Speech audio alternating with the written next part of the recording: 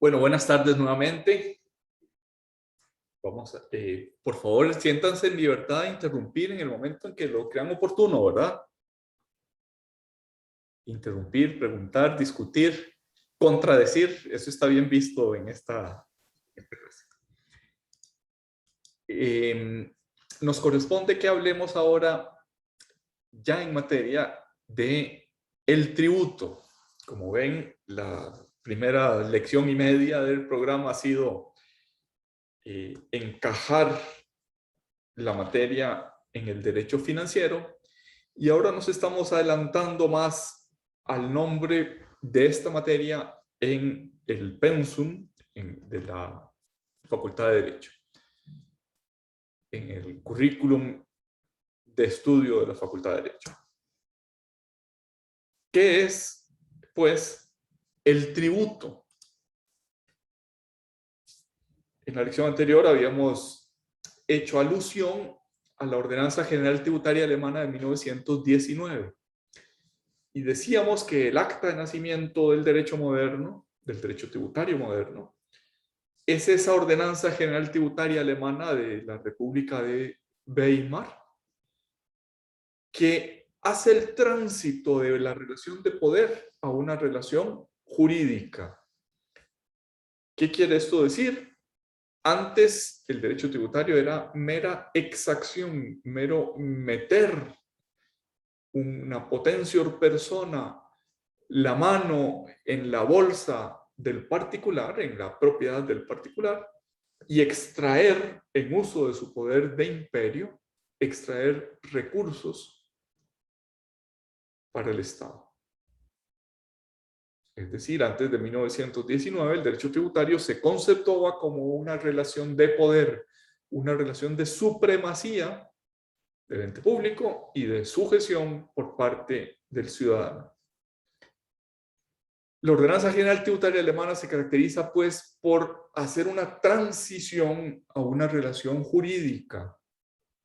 Esto es, al cobro de impuestos, al cobro de tributos, mediante esquemas preestablecidos y uniformes. No es solo la voluntad de poder del ente público, sino que es una relación jurídica regulada, limitada por la Constitución y las leyes, y que ejercido el poder de imperio en esa relación jurídica no deja de existir, se le pone unos límites al poder de imperio, se le pone unos parámetros a la voluntad de poder, ejercido el poder de imperio, creado el tributo, hay una relación hasta cierto punto de igualdad entre el ente público y el sujeto privado.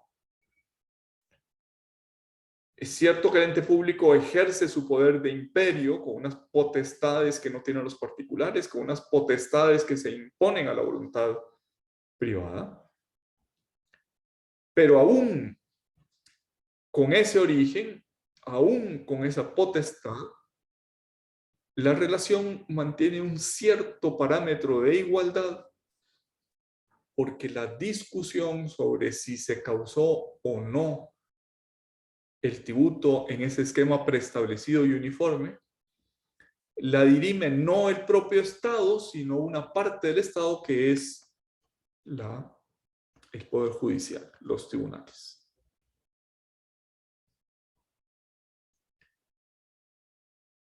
También forma parte de la Ordenanza General Tributaria Alemana el considerar el derecho tributario girando alrededor de un instituto central que es el Instituto del Tributo y de una relación de crédito denominada obligación tributaria. No es solo que el Estado puede meter la mano y hacer una exacción de recursos. Es que jurídicamente el Estado se convierte en acreedor y el esquema de la relación de crédito se toma del derecho privado, del milenario derecho romano y del menos milenario, pero tampoco mucho menos, derecho civil, en este caso derecho civil continental, el derecho civil de obligaciones. Esa teoría de la relación de crédito explica todavía al día de hoy, está plenamente vigente y gira en torno a esa relación de crédito todo el derecho tributario moderno. Sin embargo, siendo esto que acabo de decir cierto, también es cierto que hay algunos institutos del derecho tributario que no giran alrededor de la relación de crédito. Y nos referimos sobre todo a las sanciones, que vienen más bien del ámbito administrativo sancionador, las multas, y los delitos tributarios que vienen del derecho penal tributario.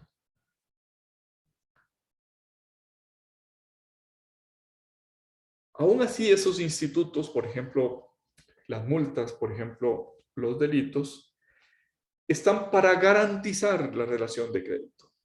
De tal manera que la crítica es válida al decir no todo se explica, no todo el derecho tributario se explica por la relación de crédito, como creía la Ordenanza General Tributaria Alemana del 19.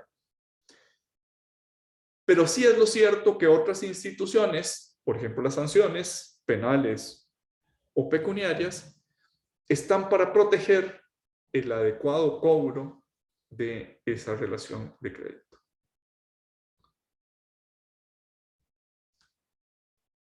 Los alemanes y los italianos tienen unas relaciones muy especiales. Esa teoría alemana de 1919 encontró unos cultivadores del derecho tributario italianos que en torno a mediados del siglo XX decían: esa relación jurídica, esa relación de crédito, solo surge a la vida después de que se ejerce una potestad de imposición. A esto se llamó teoría dinámica. Y tal vez permítanme explicar un poco algo que quizás les suene un pelín extraño.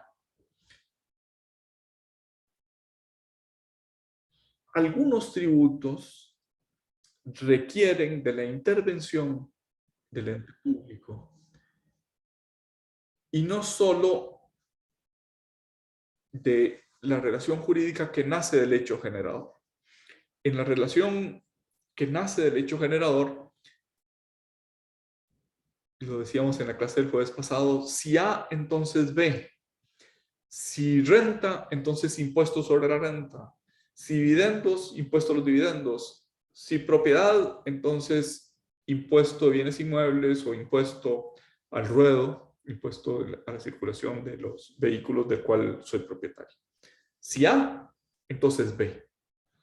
¿Qué decían los alemanes? Si incurro en el hecho generador, entonces surge una obligación, surge de la ley una obligación por la cual soy deudor de un ente público. Pues bien, los italianos decían, no basta si A, entonces B. No basta la mera ocurrencia del hecho generador, sino que además es necesaria la intervención del ente público determinando la obligación tributaria.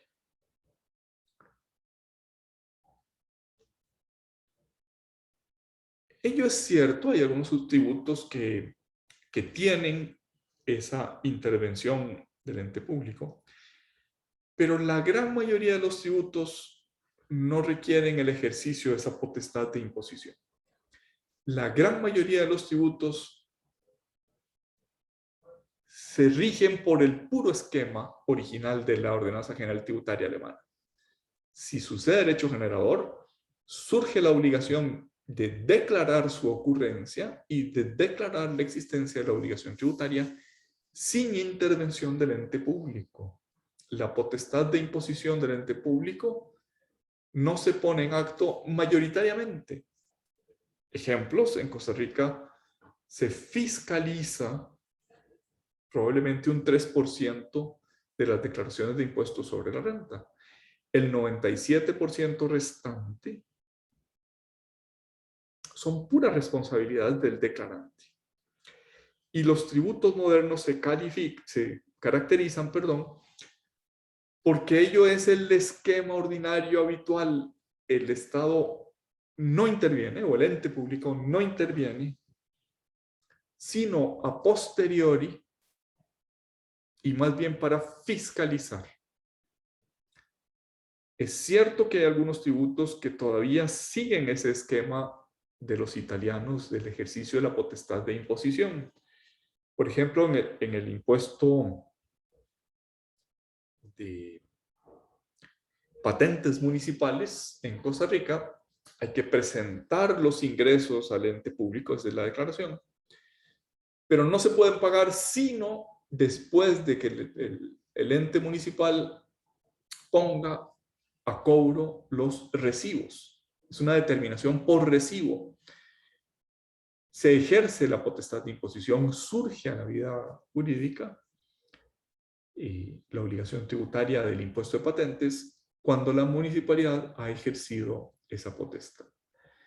Algo parecido sucede en torno a la Caja Costarricense del Seguro Social.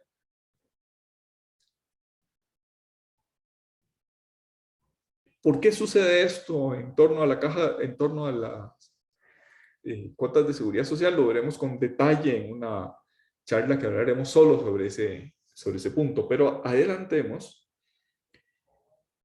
que para los trabajadores independientes el esquema que utiliza la Caja Costarricense del Seguro Social se basa en un ingreso de referencia, no en unos ingresos que haya que declarar, en un ingreso de referencia determinado por la Junta Directiva de la Caja. Por tanto, es la Caja la que dice cuál es la base y también cuál es la tarifa. Y cuando ejerce esa potestad de imposición, sin duda que está en lo que los italianos de mediados del siglo XX consideraban teoría dinámica de la imposición. ¿Cuál es la crítica a esa teoría de los italianos? Pues que ya no se admite de manera generalizada el que sea necesaria la potestad de imposición. Cuando los tributos se volvieron masivos, ya el Estado no puede intervenir, ya el ente público no puede estar interviniendo, sino que hay lo que se llama autodeterminación. Ese es el estado de la cuestión. Es posible que en algún caso aislado sea necesaria la intervención del ente público, pero mayormente, masivamente, estamos frente a una relación jurídica que nace de un hecho generador preestablecido y uniforme, sin intervención del ente público. Dice Casado Ollero, Gabriel Casado Ollero, profesor de la Universidad Complutense de Madrid. Carece hoy de significación pretender conceptuar el tributo como relación de poder o como mera relación de poder. Distinto es reconocer que, al igual que ocurre con toda norma de derecho público, el interés tutelado, interés del Estado de la obtención de ingresos para la satisfacción de intereses públicos, exige la aplicación de unos procedimientos inaplicables en la regulación jurídica de las relaciones entre particulares. Casado Ollero dice que un ejemplo es que el ente público tiene potestad de autotutela del crédito público. Puede embargar bienes y derechos de las obligaciones que considera firmes en sede administrativa. Eso no puede hacerlo un particular. O dos particulares unidos por una relación de crédito no pueden hacer eso. se necesita que el deudor constituya garantía o que el tribunal practique embargos y otras formas de garantía de ese crédito privado.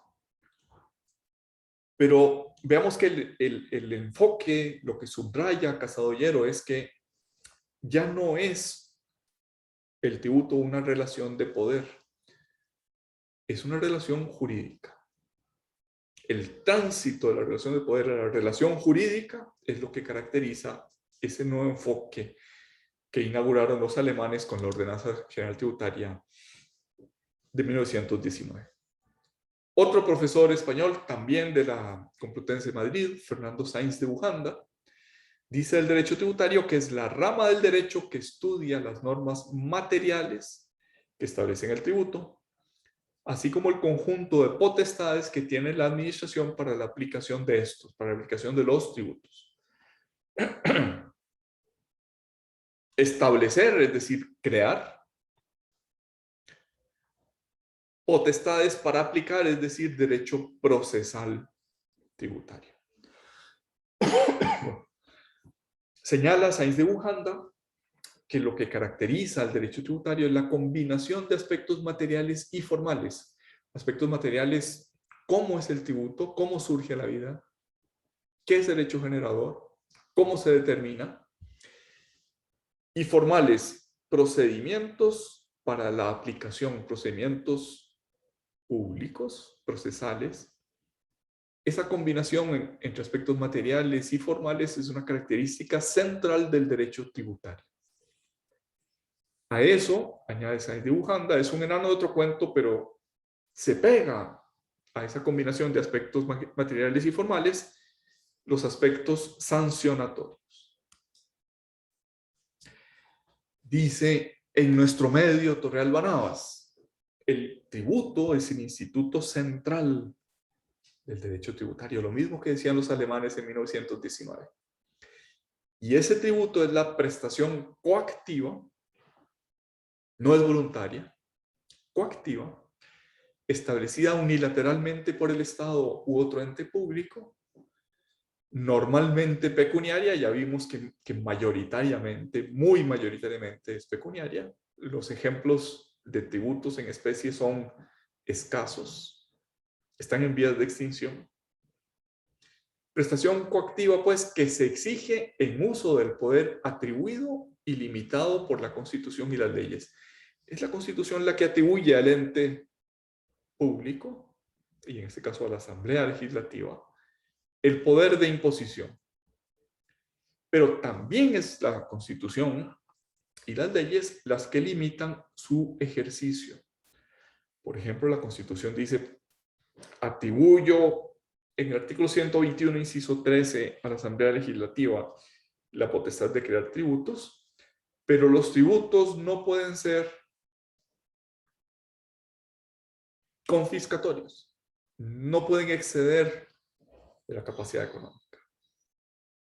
Atribuyo ese poder, pero le pongo límites. No puede traspasarse el derecho de propiedad. No puede hacerse nugatorio el derecho de propiedad. El ente público tiene derecho a meter la mano en la bolsa y tomar una parte, pero esa parte no puede ser una parte sustancial. No puede, en los países democráticos o en los países occidentales, la parte del ente público no puede superar un monto sustancial, que jurisprudencialmente se ha dicho no puede exceder del 50% de la propiedad. Ese es el máximo.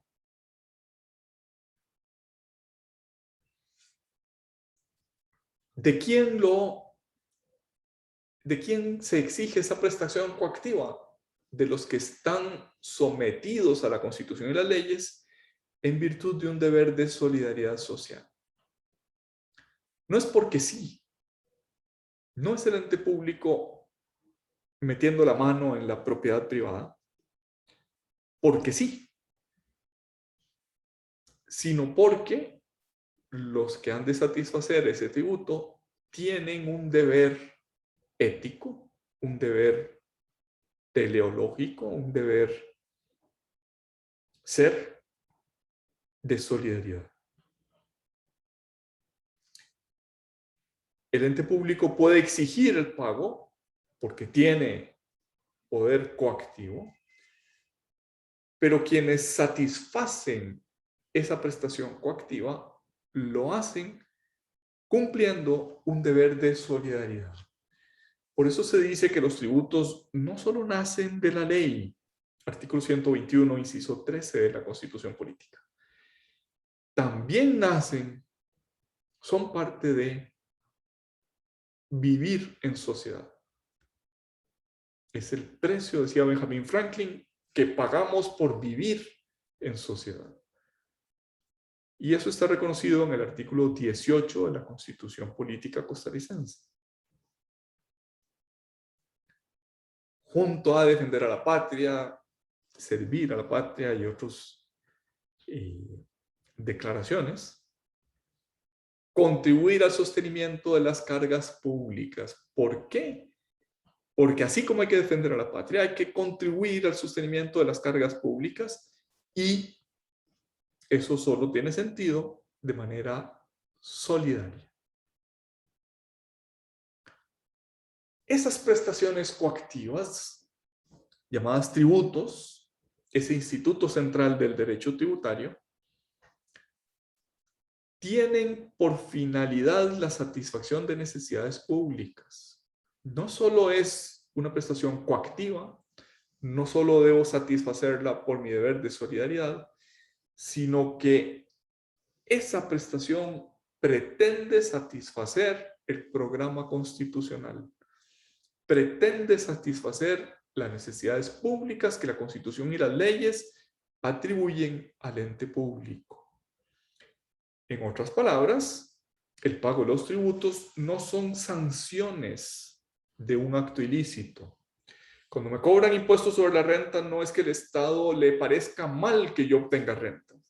Cuando me cobran impuesto al ruedo, impuesto sobre la propiedad de vehículos, no es que al Estado le parezca mal que yo tenga un vehículo. Eso sería una multa, eso sería la violación de un acto prohibido. Los tributos solo pueden serlo de manera normal, habitual, por actos que están permitidos, por actos que el Estado no quiere prohibir. En algún momento del curso hablaremos sobre la imposición de actos ilícitos. Pero lo normal, lo habitual, lo ordinario es que el tributo no deriva de actos ilícitos, no deriva de conductas ilícitas. Esos tributos, dice Torrealba Navas, se organizan, se establecen y organizan en conexión con presupuestos de hecho previstos en forma general y que se hacen efectivos normalmente mediante el desarrollo de una actividad financiero-administrativa. Esos presupuestos de hecho previstos de forma general, alude el autor a el hecho generador de la obligación tributaria. Si A, entonces B. Notemos, sin embargo, que esa generalidad, previstos de forma general, esa generalidad no solo es formal. A ver si logro explicarme qué quiero decir. No basta decir, este impuesto pesa sobre los rubios. Todos los rubios, todos los que están en esa categoría, deben contribuir con este tributo. Tampoco podría haber distinción del tipo todos los gordos o todos los de un determinado género, todas las mujeres, por ejemplo. Esa categoría formal general tiene que ser además representativa de una sustancialidad o de una igualdad sustancial. Como esto que acabo de decir es algo complicado, voy a poner un ejemplo de lo que quiero decir. En la Constitución Política de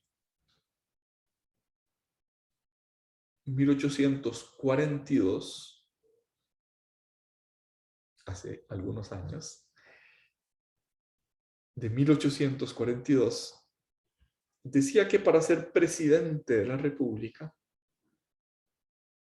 no decía presidente, para ser jefe de Estado, la República nació en 1848. 6 años antes, 1842, para ser jefe de Estado, es necesario ser costarricense y tener al menos 30 años. Ser costarricense de nacimiento. Pues bien, por circunstancias históricas, que no es el caso detenernos mucho en ellas, nadie quería ser jefe de Estado de Costa Rica. Un ilustre antepasado mío, Francisco María Oriamuno, que no era candidato, lo eligieron jefe de Estado contra su voluntad.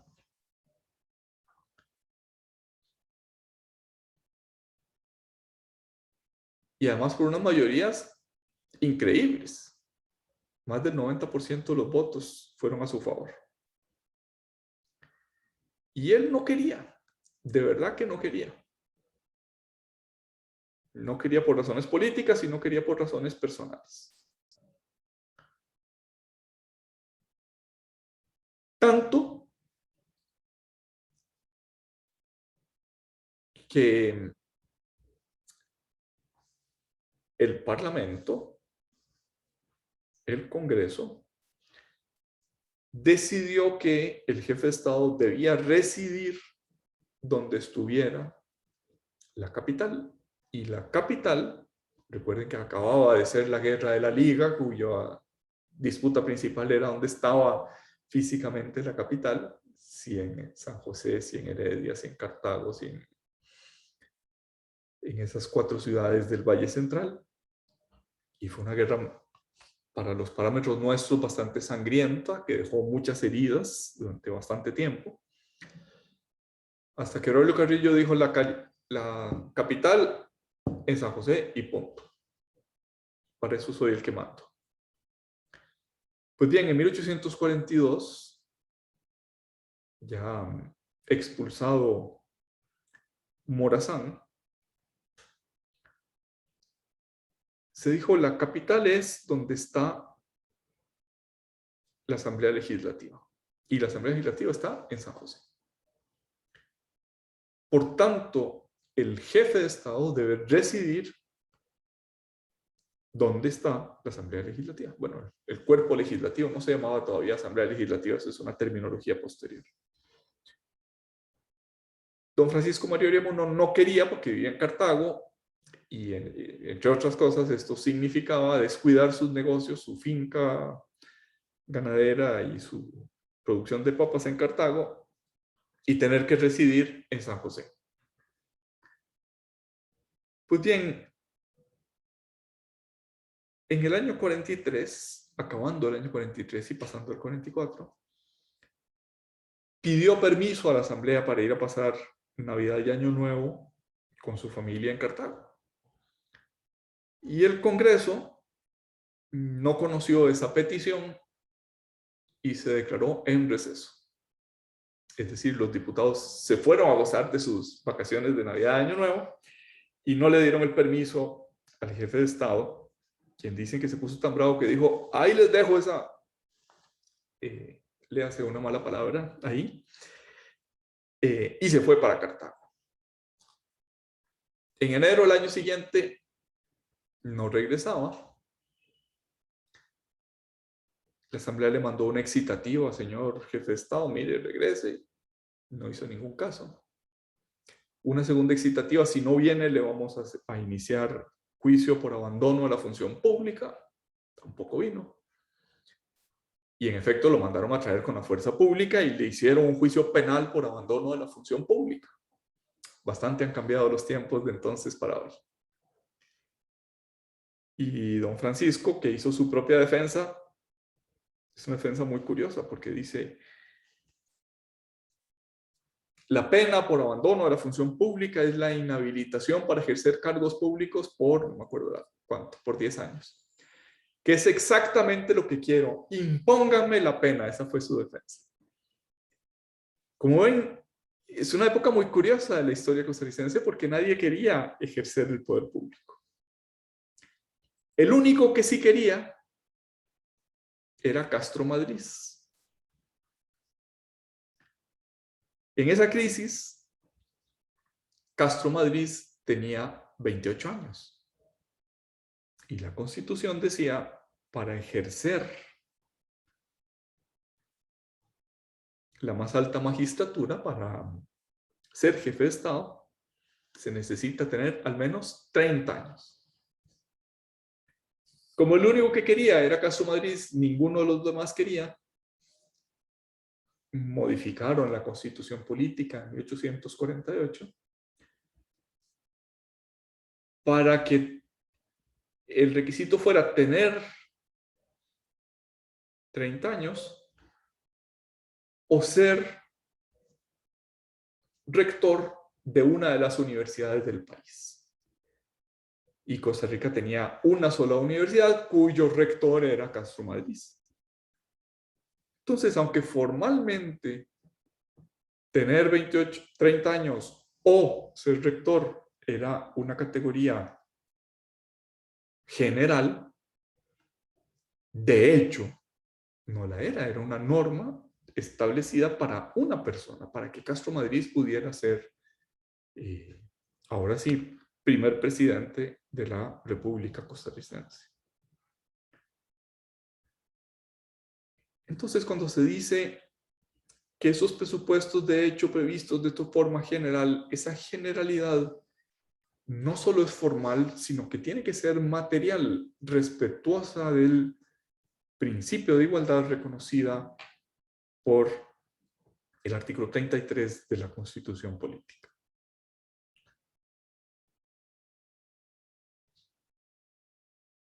Por ejemplo, no sería válido decir: este tributo pesa sobre todos los de una determinada raza, o sobre todos los de una determinada religión, o sobre todos los de una determinada orientación sexual. No basta que haya un grupo que pueda ser clasificado en forma general dentro de unos parámetros. Es necesario que esos parámetros respeten la igualdad formal del artículo 33 de la Constitución Política.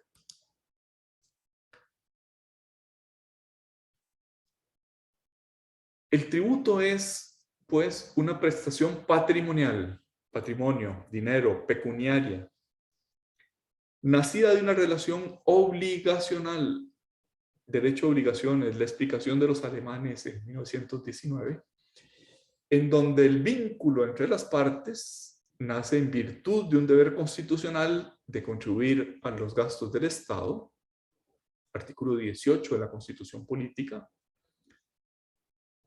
y ese deber de contribuir ampara al legislador para crear ese vínculo, para crear esa relación obligacional, que tiene como base axiológica constitutiva la solidaridad social. Otra definición que tal vez empieza a ser más sintética. Es una obligación pecuniaria ex lege, ex quiere decir en latín de, en el sentido de que proviene de, es una obligación pecuniaria que proviene de la ley, que nace de la ley, que es creada por la ley, en virtud de la cual el Estado u otro ente público se convierte en acreedor de un sujeto pasivo, como consecuencia de la realización por este de un acto o hecho indicativo de capacidad económica. En este concepto sintético añadimos un elemento nuevo: capacidad económica.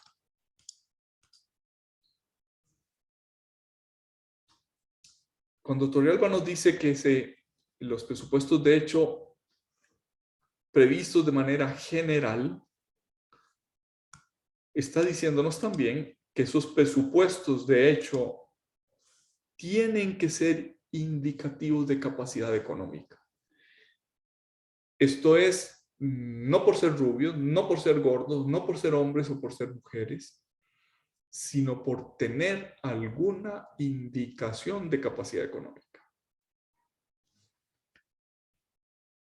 En los años 70 del siglo XX, las feministas estadounidenses propusieron que el costo de las cárceles, como un 85% de los reclusos eran varones, el costo de las cárceles, el costo de mantener a los presos, recayera sobre los hombres. Y decían, ¿por qué si los hombres son los que mayoritariamente delinquen, por qué las mujeres han de contribuir en pie de igualdad al sostenimiento de las cárceles? La idea era una idea interesante. Algún chota republicano, porque esto eran feministas mayormente demócratas, algún chota muy republicano les contestó, deberían empezar sobre las mamás de los delincuentes. Pero más allá de la chota, lo que está aquí en juego es que el hecho generador no puede ser hombre o ser mujer. El hecho generador tiene que ser indicativo de capacidad económica. Es una exigencia constitucional el que solo la capacidad económica es el parámetro para los hechos generadores de la obligación tributaria. Y la capacidad económica se mide básicamente por 3 parámetros: propiedad, renta, consumo. Todos los hechos generadores constitucionalmente admisibles se pueden reducir a propiedad, renta, consumo. Todo lo que no sea propiedad, renta, consumo atenta contra el artículo 33 de la Constitución Política. Solamente esos parámetros son indicativos de capacidad económica y cualesquiera otros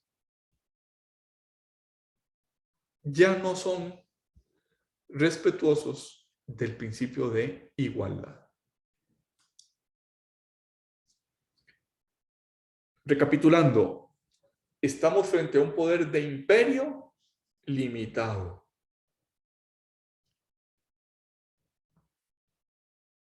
¿Por quién está limitado? Por la Constitución y las leyes. No es el mero poder de imperio, no es el derecho del conquistador, no es el derecho del más fuerte. Decía Cantinflas que es derecho lo que el más fuerte ha hecho. Pues eso que no deja de ser un chiste. En el fondo lo que decía es, en realidad el derecho, y en este caso el derecho de exacción, nace de las leyes y se limita por las leyes, principalmente por la ley suprema o constitución. En ese tributo hay unos valores constitucionales tutelados: el deber de solidaridad, el deber de generalidad, el deber de igualdad. Y el tributo es una manifestación del pago que tenemos por vivir en sociedad y tiene por finalidad sostener los gastos públicos. Y en ese gastos públicos no solo está lo que hace, lo que gasta el ente público, sino sobre todo para qué gasta el ente público, que es para dar cumplimiento al programa constitucional.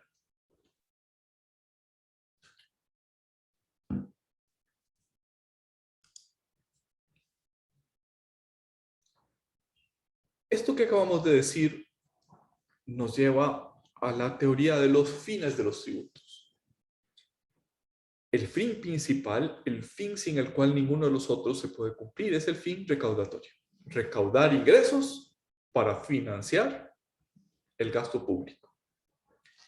Pero es cierto que a la par de, junto a ese fin recaudatorio, hay también finalidades extrafiscales. Extrafiscales quiere decir que no están en el circuito ingreso-gasto público. Ese es el circuito fiscal. Hay finalidades que, sin estar en relación de contradicción con la fiscalidad, son adicionales a, y hay entre ellas las finalidades redistributivas. Se pretende con el impuesto sobre la renta el que la sociedad sea más igualitaria, es decir, que el índice de Gini arroje mejores resultados después del tributo que antes que el tributo. También hay promoción o disuasión de comportamientos, de conductas. El impuesto a los licores pretende desincentivar el consumo de alcoholes. El impuesto a los cigarrillos pretende desincentivar el consumo de tabaco. Las exenciones, por ejemplo, la de zonas francas, pretende incentivar la inversión, particularmente la inversión extranjera directa en nuestro país. Esas finalidades, redistribuir riqueza, promover comportamientos, disuadir de comportamientos, es lo que suele llamarse finalidades extrafiscales. Esto es, que no están en el circuito fiscal, ingresos y gastos. Otras características, ¿cuál es la fuente formal? La ley. ¿De dónde nace? 121, inciso 13. De una decisión legislativa, una decisión del Parlamento. Solo puede crearse por ley. Esto es el poder de imperio que tiene el Estado. Solo se ejerce por medio de leyes. Esa es su fuente formal. Y su naturaleza pecuniaria. Pecus pecunie, en latín, quería decir ganado. Y a partir de ganado como manifestación de riqueza se convirtió en sinónimo de dinero. Una obligación pecuniaria es una obligación que se paga en dinero. ¿Cuál es la característica de los tributos? Que tienen naturaleza pecuniaria. Que los tributos no pecuniarios son muy excepcionales y además están en vías de extinción. El artículo 4 del Código de Normas y Procedimientos Tributarios contiene una definición de tributos. Es pregunta de examen estas definiciones del artículo 4. Noten que habla de impuestos, tasas y contribuciones. Antes hemos dicho que esa diferencia viene de la doctrina sudamericana de Giuliani von Rusch y de otros autores brasileños y uruguayos. En primer lugar, dice el artículo 4 del Código Tributario, son tributos las prestaciones en dinero, otra vez característica pecuniaria. Son tributos las prestaciones en dinero, paréntesis propio de la norma, impuestos, tasas y contribuciones especiales, que el Estado, en ejercicio de su poder de imperio, exige con el objeto de obtener recursos para el cumplimiento de sus fines. Definido qué es tributo, nos define la primera categoría de tributos, a saber, el impuesto. Impuesto es el tributo cuya obligación tiene como hecho generador una situación independiente de toda actividad estatal relativa al contribuyente.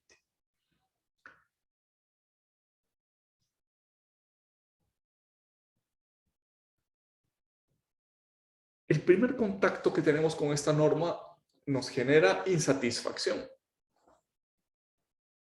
Tributo, hecho generador independiente. ¿Qué quiere decir eso?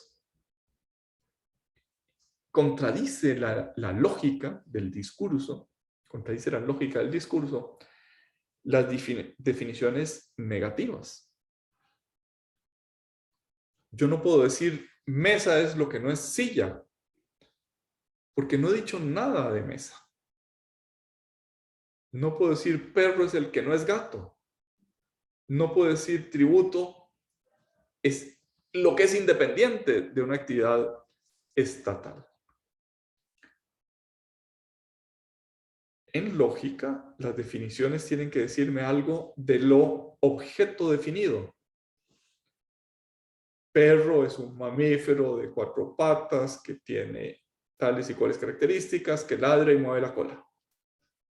Tengo que decir algo del objeto que estoy definiendo. No basta decir que es el tributo independiente de actividad estatal relativa al contribuyente. Y alguno me podría decir, bueno, pues sí hay algunas definiciones que son negativas. Ciego es el que no tiene vista. Renco es el que le falta una pierna. Manco es el que le falta una mano. Y a ello habría que contestar que esas definiciones aparentemente negativas tienen un supuesto implícito. No decimos de la piedra que es manca, aunque sepamos que no tenga mano.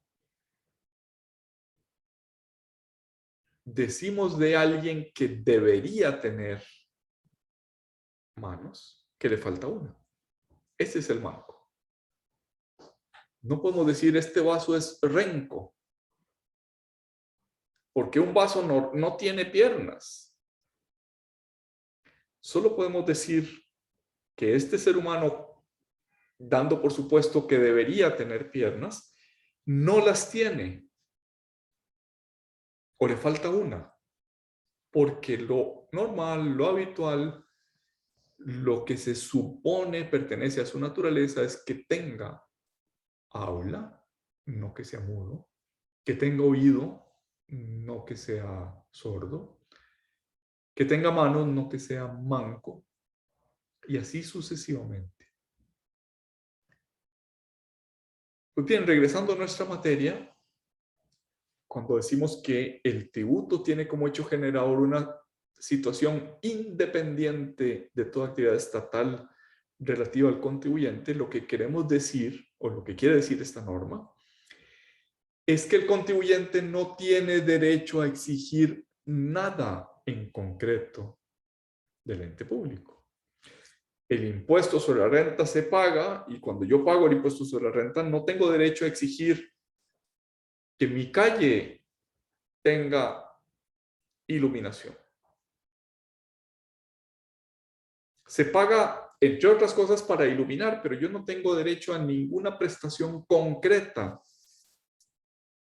de parte del ente público. Mientras que la tasa es el tributo cuya obligación tiene como hecho generador la prestación efectiva o potencial de un servicio público individualizado en el contribuyente.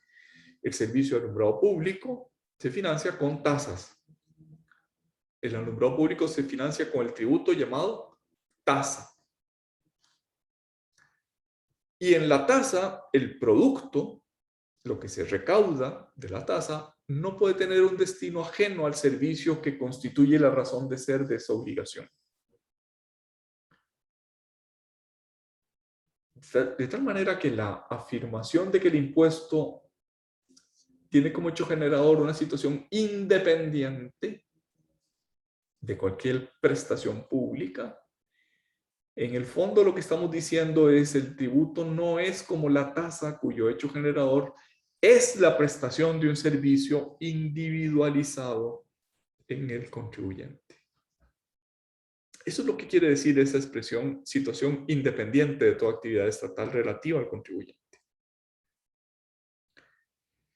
La frase final del tercer párrafo del artículo 4 dice: no es tasa la prestación recibida del usuario en pago de servicios no inherentes al Estado.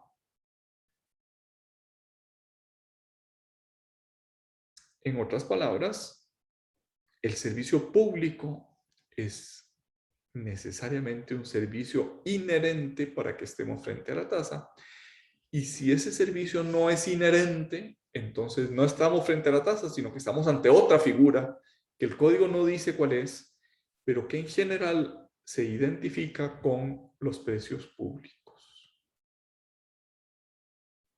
Si es inherente, tasa. Si no es inherente, precio público.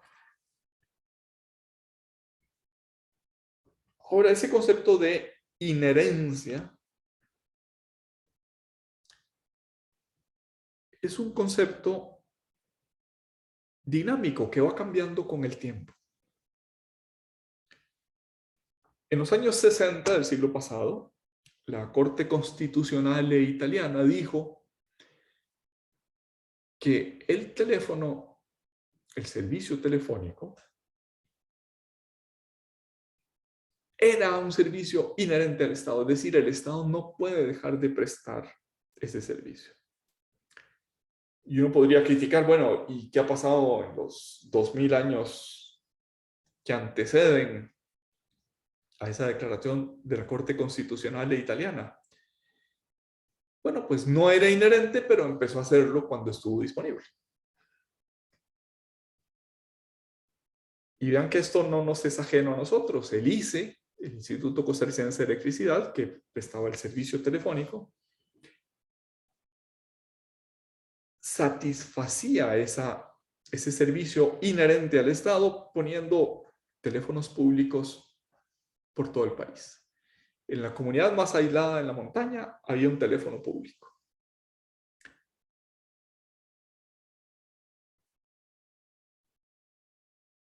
Porque se satisfacía la necesidad de comunicación. Ahora los teléfonos públicos están en el Museo del ICE. Esos teléfonos públicos son reliquias del pasado. Ya no, ni siquiera se sale a licitación la compra de repuestos para esos teléfonos públicos. Cuando se echa a perder uno, se echa a perder. Ahora los servicios públicos de comunicación ya no se consideran inherentes al Estado. Por eso no es una tarea que necesariamente tenga que prestar el Estado, sino que ahora las comunicaciones las puede prestar Tigo, las puede prestar Claro, las puede prestar Telefónica, América Móvil, etc. ¿Qué quiero esto decir? Que lo que se paga por el servicio de telefonía celular no es tasa. Puede que sea precio público, luego veremos que probablemente lo es, pero de acuerdo con las categorías del artículo 4 del Código de Normas y Procedimientos Tributarias, no es tasa porque dinámicamente, aunque durante los años 60 era un servicio inherente al Estado, en algún momento del siglo XXI se decidió que ya no era necesario que lo prestara el ente público. La tercera categoría del artículo 4 del Código de Normas y Procedimientos Tributarios es la de la contribución especial.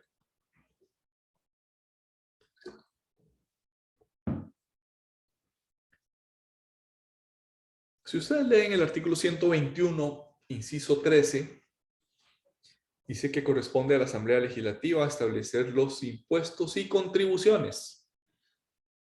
Si leen el artículo 18 de la Constitución Política, dice que los costarricenses están obligados a contribuir al sostenimiento de las cargas públicas. De tal manera que en ese lenguaje constitucional, contribuir es sinónimo de tributar. La contribución especial es una categoría dentro de esas contribuciones generales. La contribución especial es el tributo cuya obligación tiene como hecho generador beneficios derivados de la realización de obras públicas o de actividades estatales ejercidas en forma descentralizada o no, y cuyo producto, lo que se recaude de esas contribuciones especiales, no debe tener un destino ajeno a la financiación de las obras o de las actividades que constituyen la razón de ser de la obligación.